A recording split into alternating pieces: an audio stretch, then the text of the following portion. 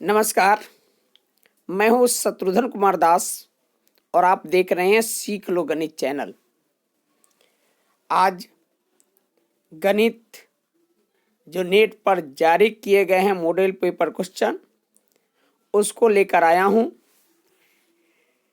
जिसमें हम जो 100 ऑब्जेक्टिव क्वेश्चन हैं उसमें से प्रश्नों को हल करूँगा।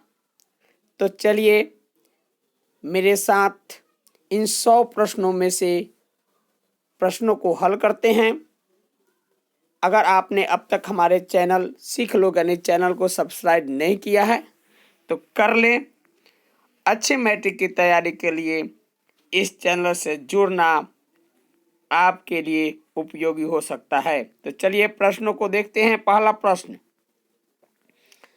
ऑब्जेक्टिव क्वेश्चन का यह पहला प्रश्न है जो आपको स्क्रीन पर दिख रहा होगा कि निम्नलिखित में से कौन सी जो सबसे छोटी संयुक्त संख्या है। निम्नलिखित में कौन सबसे छोटी संयुक्त संख्या है? ऑप्शन है 1, 2, 3, 4। संयुक्त संख्या क्या होती है? संयुक्त संख्या क्या होती है? संयुक्त संख्या वह होता है जो एक और स्वयं के अलावा किसी दूसरे से भी विभाजित होता है, वह संयुक्त संख्या कहलाता है। तो एक स्वयं और एक के अलावा किसी से नहीं करता। 2 भी आप देखिए तो स्वयं और 2 के अलावा किसी से नहीं, स्वयं और 1 के अलावा किसी से यह नहीं करता। 3 भी या तो 1 से कटेगा या 3 से कटेगा, इसके अलावा किसी से नहीं कटेगा। सिर्फ 4 है जो 1 से भी कट सकता है, 2 से भी कटेगा और 4 से भी कटेगा। तो इसलिए 4 संयुक्त संख्या हो जाएगा। तो ऑप्शन डी सही होगा। नेक्स्ट क्वेश्चन 2 नंबर क्वेश्चन आपको दिखाई दे रहा होगा स्क्रीन पर। पाई है। पाई है का मतलब पाई किस प्रकार की संख्या है? ऑप्शन दिया हुआ है अपरमेय संख्या, परमेय संख्या, पूर्णांक संख्या, इसमें से कोई नहीं। तो पाई जो है एक अपरमेय संख्या है। तो ऑप्शन ए सही होगा, पाई एक अपरमेय संख्या है। चलिए नेक्स्ट क्वेश्चन 3 नंबर क्वेश्चन दिया हुआ है कि निम्नलिखित में कौन अपरिमेय है। तो ऑप्शन दिया हुआ है यहाँ √3/12, √2/10, √7/7 और √2 गुने √2। तो अपरमेय संख्या देखना है। देखिए पहला को अगर हम सॉल्व करें, 3 को काटो तो 1/4 का वर्गमूल हो जाएगा 1/2। यहाँ इसको काटे तो 1/5 हो जाएगा और 1/5 का वर्गमूल नहीं निकलेगा। यहाँ काटे तो 1 हो जाएगा और इसको करे तो यह 2 हो जाएगा। तो यह परमेय संख्या हो गया, यह भी परमेय, यह पर, तो यह अपरमेय संख्या है। तो सही जवाब हो गया ऑप्शन बी। चलिए अब 4 नंबर क्वेश्चन कह रहा है कि दो संख्याओं का मौसा लसा और मसा बराबर है तो संख्या है। 2 संख्या है जिसके लसा और मसा दोनों बराबर है तो संख्या है। वह क्या संख्या हो सकता है? ऑप्शन ए अभाज्य संख्या, ऑप्शन बी बराबर संख्या, ऑप्शन सी सह-अभाज्य या डी संयुक्त। देखिए मौसा और लसा, 2 संख्याओं का मौसा और लसा उसी शर्त पर बराबर हो सकती है जब दोनों संख्या एक ही हो, यानी दोनों बराबर संख्या हो। तो ऑप्शन बी सही होगा, बराबर संख्या। नेक्स्ट क्वेश्चन 5 नंबर क्वेश्चन दिया हुआ है कि 0.29 पर रेकरिंग बराबर क्या होगा? ऑप्शन 29/90, 29/100, 27/99, 29/99। तो इस यहाँ तो दशमलव उड़ाएंगे रेकरिंग का तो डबल संख्या है, डबल 9 हो जाएगा बटा में। तो 29/99। तो सही जवाब होगा 29/99। नेक्स्ट क्वेश्चन 6 नंबर क्वेश्चन देखा जा रहा है स्क्रीन पर कि 1 माइनस साइन स्क्वायर 60 डिग्री बराबर क्या होगा? ऑप्शन ए में है 1, ऑप्शन बी में 1/2, ऑप्शन सी है 1/4 और ऑप्शन डी है 0। देखिए ऑप्शन यहाँ देखिए 1 माइनस साइन स्क्वायर 60 डिग्री का मतलब हो गया कॉस स्क्वायर 60 डिग्री। कॉस 60 का मान होता है 1/2। ए स्क्वायर है तो स्क्वायर, तो 1 का स्क्वायर 1 और 2 का स्क्वायर 4, तो हो गया 1/4। तो 1/4 किस ऑप्शन में है? तो ऑप्शन सी में है। तो इसका सही जवाब हो गया ऑप्शन सी। ठीक है, 1/4। नेक्स्ट क्वेश्चन,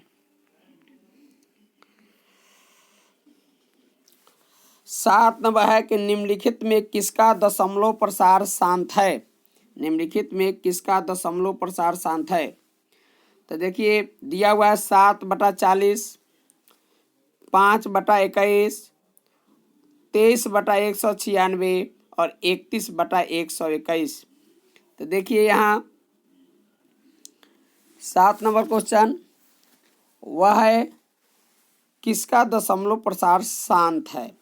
देखिए अगर हम 40 को तोड़े, 40 को तोड़े, अगर क्या होता है कि जिसका दशमलव प्रसार शांत होता है उसका हर जो होता है, हर का भाज्य गुणनखंड कीजिए तो वह सिर्फ 2 और 5 अगर आता है तब वहीं वह शांत होता है। अगर 2, 5 के अलावा कोई दूसरी संख्या आ जाती है तो वह अशांत दशमलव प्रसार कहलाता है। तो हम 40 को तोड़ेंगे तो क्या होगा? तोड़िए 40 को तोड़ेंगे तो 2, 20, फिर तोड़ेंगे तो क्या होगा 10, फिर तोड़ेंगे तो 2, 5। तो इसमें केवल 2 और 5 है, इसका मतलब यह शांत है। बाकी अगर 21 को तोड़े तो 3 गुने 7 होगा। 121 के तोड़े तो 11 गुने 11 होगा। और यहाँ 196 को तोड़े तो 2 गुने 7 गुने 7 होगा। मतलब सिर्फ ऑप्शन नंबर ए में ही केवल 2 और 5 आ रहा है, बाकी सब इन शर्तों को पूरा नहीं कर रहा है। इसलिए सिर्फ ऑप्शन ए शांत दशमलव प्रसार होगा। इसलिए ऑप्शन ए इसका सही जवाब है, ऑप्शन ए। चलिए नेक्स्ट क्वेश्चन है, निम्नलिखित में किसका दशमलव प्रसार अशांत है? किसका दशमलव प्रसार अशांत है? तो इसमें भी उसी प्रकार का देखना है कि किसका दशमलव प्रसार अशांत है। तो ऑप्शन दिया हुआ है 5/8, ऑप्शन बी 6/15 और ऑप्शन बी दिया हुआ है 19/512 और ऑप्शन डी दिया हुआ है 31/343। 31/343। तो देखिए उसी तरह फिर हम चेक करेंगे कि 8 जो यहाँ टूटेगा वह टूटेगा 2 गुने 2 गुने 2, यही टूटेगा। 512 को भी तोड़े हम तो सिर्फ 2 गुने 2 गुने 2 इस तरह आता जाएगा, इसके 2 के अलावा कुछ नहीं आएगा। 15 को यहाँ काट लेंगे तो 3/5 होगा, तो सिर्फ 5 आया। तो यह भी शांत, यहाँ भी शांत आया, यहाँ भी शांत आया। और जब हम 243 को तोड़ेंगे तो वह आएगा, जो देख लेते हैं 243, यह 7 कितने मरतबे कटेगा? तो 7 मरतबे कटेगा। 49 फिर करेंगे तो 49 आ जाएगा। तो इस तरह से 7 7 7 यही, यानी 2 और 5 के अलावा अगर कोई गुणनखंड में किसी गुणनखंड में आ रहा है तो 243 है। इसलिए अशांत जो दशमलव प्रसार होगा वह ऑप्शन डी का ही होगा। इसलिए ऑप्शन डी सही होगा। अब आ जाइए 9 नंबर क्वेश्चन, 400 के अभाज्य गुणनखंड में 5 का घातांक कितना है? 400 के अभाज्य गुणनखंड में 5 का घात कितना है। तो चलिए 400 को देख लेते हैं। 400 तोड़िए, इसको कितना होगा 2, तो हो जाएगा 200। फिर तोड़ दीजिए 2, तो हो जाएगा 100। फिर तोड़िए 50 हो जाएगा।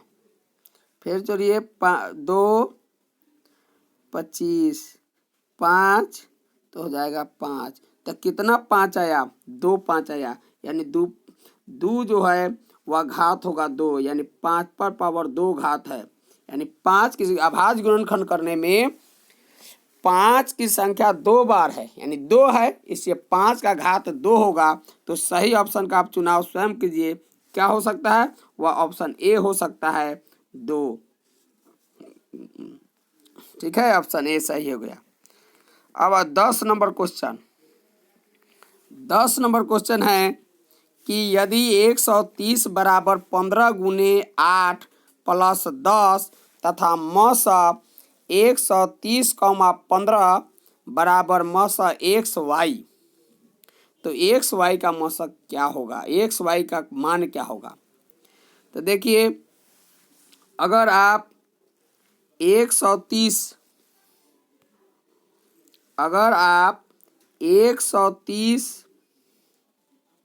और 15 का मौसा निकाले तो क्या होगा। एक मरतबे 100 कितना मरतबा लगेगा, 8 मरतबे लगेगा ना। तो 120, 10, फिर लगा दीजिए 15 यहाँ लिख देंगे, 1 10 घट के 5 आएगा, 10, 5 दूना 10, यानी मसा 5 आ गया। तो इसमें अब जो ऑप्शन, अब हमारा मसा 5 आ गया, तो इस ऑप्शन में देखिए किस संख्या का मसा 5 आएगा। तो वह ऑप्शन ए होगा कि 10, 15 और 10 का मसा 5 आएगा, इसीलिए XY का मान जो है वो ऑप्शन ए होगा। ठीक है, नेक्स्ट क्वेश्चन 11 नंबर क्वेश्चन है कि √125 का परमेयीकरण गुणांक कितना है। √2, √3, √5 या 5√5। तो देखिए 125 को आप तोड़े तो क्या होगा, 125 को तोड़े तो इसको क्या लिखेंगे आप, 5 गुने 5 गुने 5। ठीक है, इसका जोड़ा लग गया तो 5 बाहर निकलेगा, ये हो जाएगा। तो कितना आया, 5√5। तो सही जवाब हो गया आपका ऑप्शन डी, 5√5। तो 11 नंबर क्वेश्चन का सही जवाब हुआ 5√5। अगर आपने इस चैनल को अब तक सब्सक्राइब नहीं किया है तो आप सब्सक्राइब कर ले। अगर आपको यह चीज़ उपयोगी लग रही है तो शेयर भी करें, लाइक भी कर दीजिए। चलिए, निम्नलिखित में कौन सा युग्म सह अभाज्य है, कौन सा युग्म सह अभाज्य है।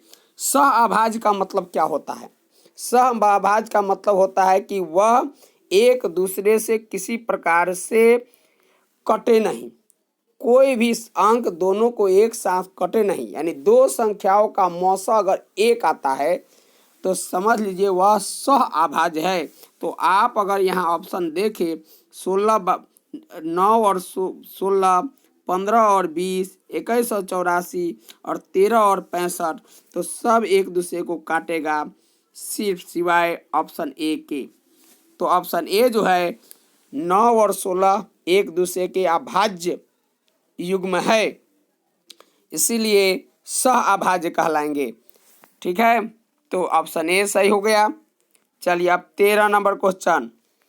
13 नंबर क्वेश्चन कह रहा है कि रैखिक बहुपद के शून्यकों की संख्या होती है, रैखिक बहुपद के शून्यकों की संख्या होती है option A 3, option B 2, option C 1 और ऑप्शन डी 0।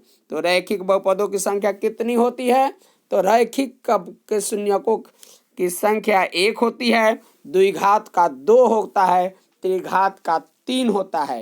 यानी घातों की संख्या जैसे जैसे बढ़ती जाएगी शून्यकों की संख्या उतनी ही होती है। यानी अगर एक घात वाला को एक, दो घात वाला का दो, अगर घात 15 है तो उसके शून्यक भी 15 होंगे।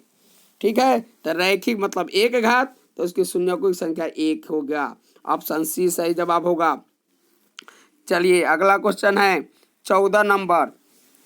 बहुपद x माइनस 1 का शून्यक है। बहुपद x माइनस 1 का शून्यक है। तो देखिए x माइनस 1 बराबर 0, तो x बराबर 1 किस ऑप्शन के साथ जाएगा? तो ऑप्शन ए के साथ जाएगा। ऑप्शन ए में है 1 तो वही जाएगा ऑप्शन ए के साथ। तो सही जवाब ऑप्शन ए हुआ। 14 का हो गया ऑप्शन ए। नेक्स्ट क्वेश्चन देखिए, दिया हुआ है 15 नंबर क्वेश्चन कि किसी द्विघात बहुपद के शून्यक यदि -4 एवं 7 है तो द्विघात बहुपद होगा। देखिए द्विघात बहुपद का होता है, जो द्विघात बहुपद होता है वह होता है x square minus alpha plus beta into x plus alpha into beta, यह होता है। अब देखिए अल्फा का मान यहाँ -4 है और बीटा का मान हो गया 7। तो देखिए कैसे हिसाब बनता है, तो एक्स स्क्वायर माइनस घेर के लिखिए अल्फा का मान 4 है, -4 प्लस 7 आ घेर के एक्स आ जोड़ अल्फा का मान -4 आ बीटा का मान 7 हो गया एक्स स्क्वायर। ठीक है, अब 4 घट के हो जाएगा क्या होगा 3, आई माइनस था -3x, आई माइनस प्लस माइनस -7 चौका 28। तो यह ऑप्शन जिस भी गुरु अति में ऑप्शन है उसको देखिए कहाँ है, तो ऑप्शन सी में आपको दिखाई देगा। ऑप्शन सी में यह 15 नंबर क्वेश्चन का हो गया ऑप्शन सी।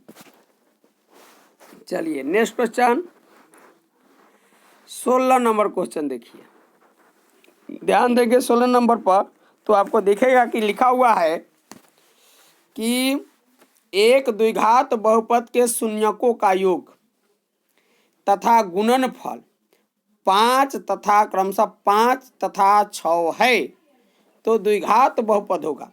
एक द्विघात बहुपद का जो योग होता है वह अल्फा प्लस बीटा होता है। तो अल्फा प्लस बीटा का जो मान दिया हुआ है, यहाँ मान दिया हुआ अल्फा प्लस बीटा का वह दिया हुआ है 5, क्योंकि शून्यकों का योग 5 और गुणनफल यानी अल्फा गुणनफल होता है अल्फा इंटू बीटा 6 दिया हुआ है। तो द्विघात बहुपद वही सूत्र x square minus alpha plus beta into x minus plus alpha into beta. तो रख दीजिए मान एक्स, अल्फा प्लस बीटा का मान दिया हुआ है कितना 5, तो -5x हो जाएगा। अब प्लस अल्फा इंटू बीटा का मान 6 तो 6, तो यह हो गया एक्स स्क्वायर -5x प्लस 6। वह किस ऑप्शन में है? तो वह ऑप्शन है ऑप्शन बी, तो वह ऑप्शन बी के साथ जाएगा। ठीक है, अब हम आएंगे 17 नंबर क्वेश्चन पर। लिखा हुआ है यदि बहुपद y square minus 6y plus 8 के शून्यक अल्फा तथा बीटा है तो अल्फा इंटू बीटा का मान ज्ञात करें।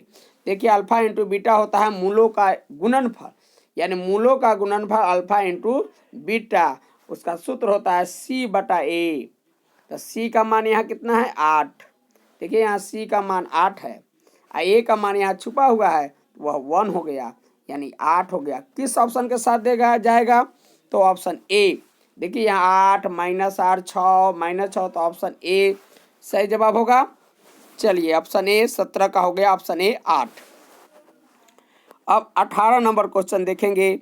लिखा हुआ है कि बहुपद f(x) बराबर 3x square minus 7x plus 2, तो f-1 का मान क्या होगा?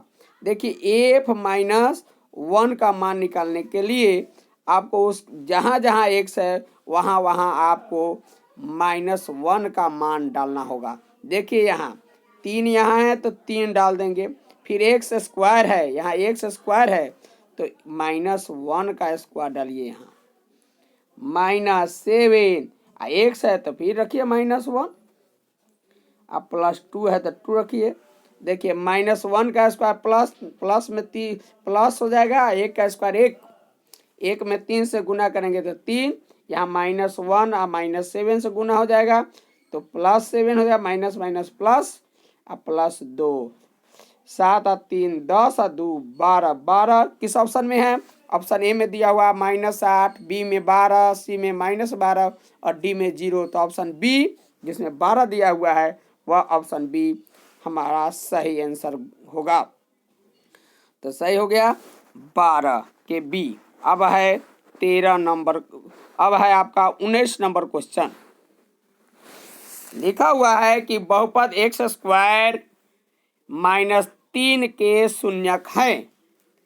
ऑप्शन दिया हुआ है 3 -3, √3 -√3, √3 √3 3 3। क्या होगा देखिए, x² -3 का शून्यक रहेगा बराबर 0 हो गया।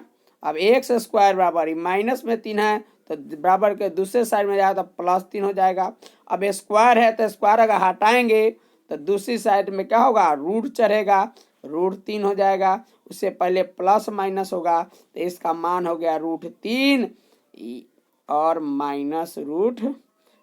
तो यह किस ऑप्शन में है?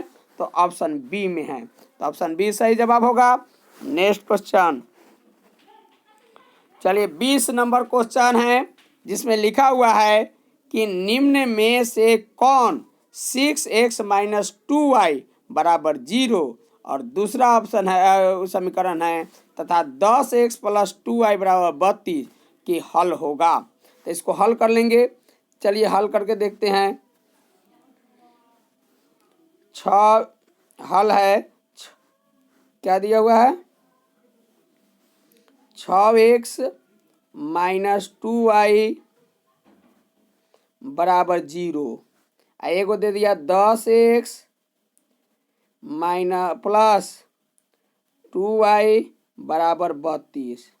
चलिए हल करेंगे तो ये कट जाएगा, 10 और 16x बराबर 32 तो कट जाएगा, तो x बराबर 32/16 कट के क्या होगा 2 हो जाएगा। तो x मान 2, x का मान 2 और x का मान जब हम समीकरण 1 या 2 में रखेंगे तो y का मान आ जाएगा आपका 6। तो सही ऑप्शन किसके साथ जाएगा? तो ऑप्शन बी के साथ जाएगा। ऑप्शन बी यानी 20 का हमारा सही उत्तर क्या हो गया?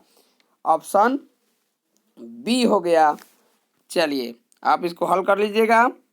चलिए नेक्स्ट क्वेश्चन, स्क्रीन पर वह भी हाँ उंगलियों से लिखना पड़ता है इसलिए टेढ़ा मेढ़ा लिखाता है, ठीक है। हम लोग छोटे यूट्यूबर है, हमारा काम पढ़ाना है, वीडियो बनाना नहीं होता है, इसलिए आदत नहीं होती है, इसलिए टेढ़ा मेढ़ा लिखाता है। चलिए अब है यदि रेखाएं 21 नंबर क्वेश्चन देखा जाए तो कह रहा है कि यदि रेखाएं 4x + py बराबर 6 दिया हुआ है तथा 12x + 9y बराबर 15 दिया हुआ है तो p का मान होगा। p का मान क्या होगा वह आपको निकालना है, p का मान क्या होगा, ठीक है। ऑप्शन दिया हुआ है 1/3, 3/4 मानिए इसको, हाँ 3/4, 6 और -3। तो देखिए इसको हल करते हैं, देखते हैं। देखिए कह रहा है समानांतर होगा, समानांतर के लिए होता है A1/A2 बराबर B1/B2 बराबर नहीं है C1/C2। तो चलिए A1 का मान यहाँ 4 है, अब बटा 12, ठीक है, A1 A2, ठीक है, बराबर पी b1 का मान p है, अब बटा क्या दिया हुआ है, बटा b2 का मान 9 है तो 9। अब करें यहाँ कट जाए तो कितना होगा 3, तो 3p बराबर 9, तो p बराबर क्या हो जाएगा 9/3 कट जाएगा, p बराबर 3। तो p किस ऑप्शन में है 3, तो वह ऑप्शन हो गया आपका बी, ऑप्शन बी के साथ जाएगा। सही जवाब हो गया ऑप्शन बी। चलिए समीकरण निकाय x + 2y = 3 और 5x + ky = 15 के अनगिनत हल होने की स्थिति में k का मान ज्ञात करना है। अनगिनत हल क्या होता है, तो समानांतर हल होने के लिए a1/a2 बराबर b1/b2 बराबर नहीं है c1/c2, लेकिन अगर हल अनगिनत है तो उसके लिए सूत्र है a1/a2 बराबर b1/b2 बराबर c1/c2, a1/a2 बराबर b1/b2 बराबर c1/c2। देखिए a1 का मान यहाँ 1 छुपा हुआ है तो 1 रख देंगे। अब b1 का मान यहाँ a2 का मान दिया हुआ है 5 बराबर b2 का मान यहाँ 2 और b2 का a2 का मान b1 का मान 2 और b2 का मान k दिया हुआ था, k हो जाएगा। तो k बराबर क्रॉस मल्टीप्लाई कीजिए तो k बराबर होगा 5 दूना 10, 10 किस ऑप्शन के साथ है, तो ऑप्शन डी में है k। चलिए अगला क्वेश्चन 23 नंबर क्वेश्चन का है निम्नलिखित द्विघात समीकरण कौन द्विघात समीकरण है। याद रखिए द्विघात समीकरण वह होता है जिसका घात 2 होता है। अगर समीकरण दिया हुआ है उसको हल करेंगे, अगर वह घात 3 आता है या 1 आता है या 4 आता है तो वह द्विघात नहीं हो सकता है। उसका घात अधिकतम घात 2 ही हो, न उससे कम न ज़्यादा, तब हम कहेंगे कि वह द्विघात समीकरण है। तो ऑप्शन ए में आप देखें तो घात 3 है। क्या है, घात 3 है, तो यह द्विघात समीकरण नहीं होगा। और यहाँ देखिए इसमें देखा जाए तो हल करेंगे कि घात 2 आ जाएगा। ठीक है, यहाँ अगर आप हल करें तो यह कहा 2x² से 2x² कट जाएगा, दोनों तरफ आएगा तो घात क्रमशः 1 आ जाएगा इसमें देखा जाए तो। और यहाँ तो घात जो होगा वह भी घात जो है गड़बड़ हो जाएगा, यानी सही ऑप्शन जो होगा वह ऑप्शन बी हो जाएगा। आप हल करके स्वयं देखिए तो देखिएगा सिर्फ ऑप्शन बी ही के पास ही घात 2 वाला बहुपद बचता है, बाकी पास या तो ज़्यादा है या 2 से कम हो जाता है, इसलिए बी ऑप्शन सही होगा 23 नंबर के लिए। अगला क्वेश्चन 24 नंबर क्वेश्चन दिया हुआ है कि द्विघात समीकरण px² + qx + r बराबर 0 के जहाँ p नॉट इक्वल टू 0 यानी 0 के वह बराबर नहीं है तो क्या होगा।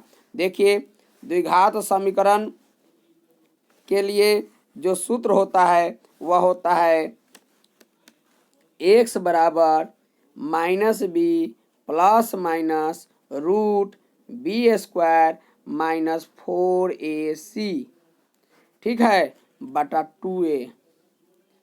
ठीक है, अब माइनस कहाँ है, b का मान -q, ठीक है, प्लस माइनस, ठीक है, b का मान कितना है, यहाँ भी q है तो q² -4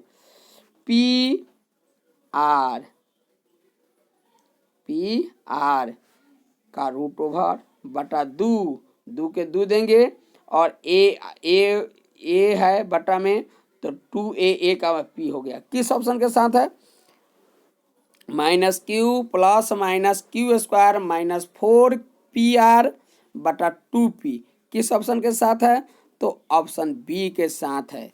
वह ऑप्शन कहाँ है, ऑप्शन बी की है ना, तो वह ऑप्शन बी के साथ जाएगा। अब 24 नंबर क्वेश्चन बी के साथ जाएगा।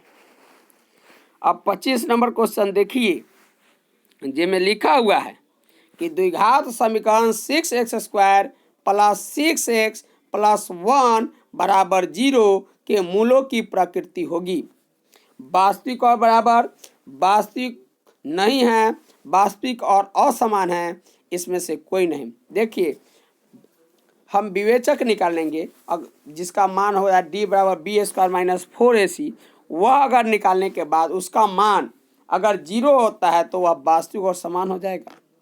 0 से बड़ा आता है तो वास्तविक और असमान हो जाएगा।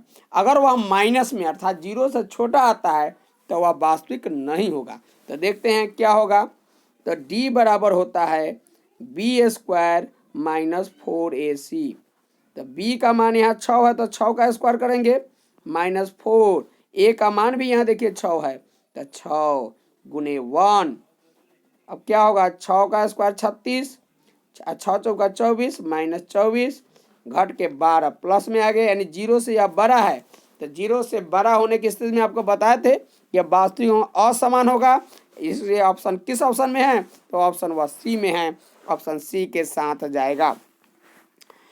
अब है 26 नंबर क्वेश्चन, क्वेश्चन नंबर 26, जिसमें लिखा हुआ है 3x square minus 18x plus 6 बराबर 0 के मूलों का योग है। तो मूलों का योग होता है माइनस बी बटा ए, मूलों का योग होता है अल्फा प्लस बीटा बराबर माइनस बी बटा ए। बी का मान कितना है माइनस 18, देख लीजिए तो माइनस ही तो पहले से है, आई माइनस 18। अब बटा ए का मान यहाँ 3 दिया हुआ है तो 3 माइनस माइनस प्लस, देखिए माइनस माइनस प्लस 18, अब बटा 3 कट जाएगा तो 6 हो जाएगा। तो अल्फा प्लस बीटा यानी मूलों का योग हो गया 6। तो वह किस ऑप्शन में है, तो ऑप्शन डी में है। तो 26 नंबर क्वेश्चन का ऑप्शन डी के साथ गया। अब है 27 नंबर क्वेश्चन। देखिए 27 नंबर क्वेश्चन में दिया हुआ है कि द्विघात समीकरण A x square plus B x plus C के मूल एक दूसरे के व्युत्क्रम है। तो होंगे क्या होगा, बी बराबर सी बराबर ए बराबर बी, या इसमें से कोई नहीं। तो देखिए मूलों का व्युत्क्रम है, तो व्युत्क्रम क्या होता है, अगर किसी संख्या के व्युत्क्रम का गुणनफल अगर किया जाए तो वह 1 आता है। तो मूलों का गुणनफल होता है अल्फा प्लस बीटा बराबर सी बटा ए, और गुणनफल तो 1 है तो 1 बराबर सी बटा ए। तो इसको क्रॉस मल्टी अगर अप्लाई किया जाए तो क्या आएगा, सी बराबर ए। तो किस ऑप्शन में है सी बराबर ए, वह ऑप्शन बी में है, तो ऑप्शन बी सही हुआ। नेक्स्ट क्वेश्चन 28 नंबर क्वेश्चन देखिए, कह रहा है समानांतर श्रेणी 1/2, 1, 3/2 और 2 का 15वां पद क्या है। तो देखिए ए का मान यहाँ दिया हुआ, ए का मान वह हो गया 1/2, और डी यानी सार्वंतर होता है दूसरा माइनस पहला, यानी 1 माइनस 1/2, घटाने पर क्या होगा 2 लसा 2 माइनस 1 बराबर 1/2। एन का मान कितना दिया हुआ 15, ठीक है। तो एन निकालना है 15वां पद। 15वां पद का सूत्र क्या होता है, ए प्लस 14d, ठीक है, एक कम डी जो होता है कुल पद। अब क्या होगा, ए का मान 1/2 और यहाँ 14 गुने 1/2 काट गए 7।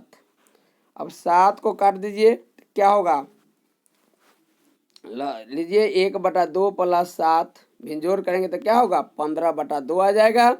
तो किस ऑप्शन के साथ है, वह ऑप्शन बी के साथ जाएगा, तो ऑप्शन बी आ गया। चलिए नेक्स्ट क्वेश्चन 29 नंबर क्वेश्चन कह रहा है निम्नलिखित में कौन सा समानांतर श्रेणी नहीं है, समानांतर श्रेणी नहीं है। अब देखिए यहाँ का देखिए समानांतर श्रेणी, आप इसको अंतर को देखिए, इसको अंतर के देखिए तो कोई समान नहीं आएगा। यहाँ देखिए कोई अंतर समान नहीं आएगा, यानी दो संख्याओं के बीच अंतर अगर समान हो जाए सार अंतर बराबर आता है तभी जाकर के वह क्या होगा, वह समानांतर श्रेणी में कहलाएगा। अब देखिए यह कह रहा है कि नहीं है, तो यह सब का सार्वंतर बराबर आ रहा है। देखिए इसको घटा के देखिए, घटाइए क्या होगा, सब बराबर आ रहा है। तो बराबर आ रहा है तो किसके साथ बराबर नहीं आ रहा, तो यहाँ बराबर नहीं आ रहा। देखिए यहाँ घटाएंगे आप तो 6 होगा, यहाँ घटाएंगे तो 5 होगा, यहाँ घटाएंगे तो आपका होगा 5 होगा। यानी समान अंतर नहीं है, 5 5 5 नहीं है, 6 5 5 आया। इसलिए क्या होगा, यह श्रेणी क्रम में नहीं है, समानांतर श्रेणी क्रम में नहीं है, यानी ऑप्शन नहीं पूछ रहा है, तो यह ऑप्शन डी के साथ जाएगा। नेक्स्ट क्वेश्चन, अब 30 नंबर क्वेश्चन, यदि समानांतर श्रेणी का पहला पद 9 है और सार्वंतर -3 है, तो इसके प्रथम 12 पदों का योगफल ज्ञात करना है। तो देखिए ए बराबर तो यहाँ दे ही दिया 9, डी बराबर दे दिया -3, एन बराबर दे दिया 12, तो आपको एस एन निकलना है, एस बार निकलना है, ए बटा एन बटा 2a plus N -1 into D, ऐसे होगा। चलिए इसका मान रख दीजिए 12, एन का मान 12 बटा 2, 2 गुने ए का मान 9 प्लस 12 -1 और डी का मान कितना दिया हुआ है -3, तो -3 रख लीजिए। चलिए कट गया 6, तो 6 9 दूना 18 माइनस घट के आ जाएगा, 12 में से 1 जाएगा 11 गुने -3, ठीक है, यहाँ प्लस है। अब देख क्या होगा, 6 गुने 18 माइनस 11 तिहाई 33 हो जाएगा, ठीक है। अब घटेगा तो 6 गुने 11, 18 में से 33 घटेगा तो क्या होगा -15, तो क्या होगा 15 में गुना कीजिए, कितना से 15 में 6 से गुना कर, पंडे छक क्या हो जाएगा 90, तो -90 प्लस -90 90 किस ऑप्शन के साथ जाएगा, तो ऑप्शन सी, जहाँ -90 लिखा हुआ है तो वो ऑप्शन सी के साथ जाएगा। चलिए अब 31 नंबर क्वेश्चन कह रहा है, समानांतर श्रेणी 17 34 51 में कौन सा पद 170 है। तो देखिए ए बराबर दिया हुआ है, ए बराबर दे दिया आपका 17, डी बराबर दिया है, डी का मतलब होता है दूसरा पद माइनस पहला, दूसरा हुआ 34 और पहला पद 17, 34 में से 17 घटाइए तो कितना होगा 17, डी हो गया। अब कह रहा है ए एन का मान दिया हुआ है यहाँ 170, तो ए प्लस एन -1 डी बराबर 70, 170, ए का मान कितना है 17 प्लस एन -1 और डी का मान कितना हो गया 17। इसको हल करेंगे तो क्या होगा, इसका मान निकलेगा एन का मान बराबर 10, तो डी का मान एन का मान 10 आया, यानी 10वां पद हो गया, तो सही जवाब हो गया 10वां, यानी ऑप्शन बी। इस 31 प्रश्नों के साथ फिर मिलते हैं अगले शेष 31 प्रश्नों को लेकर के।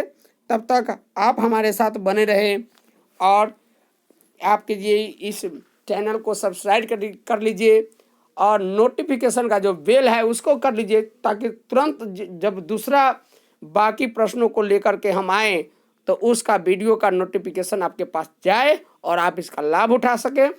तब तक आपसे विदा लेते हैं, यह कहते हुए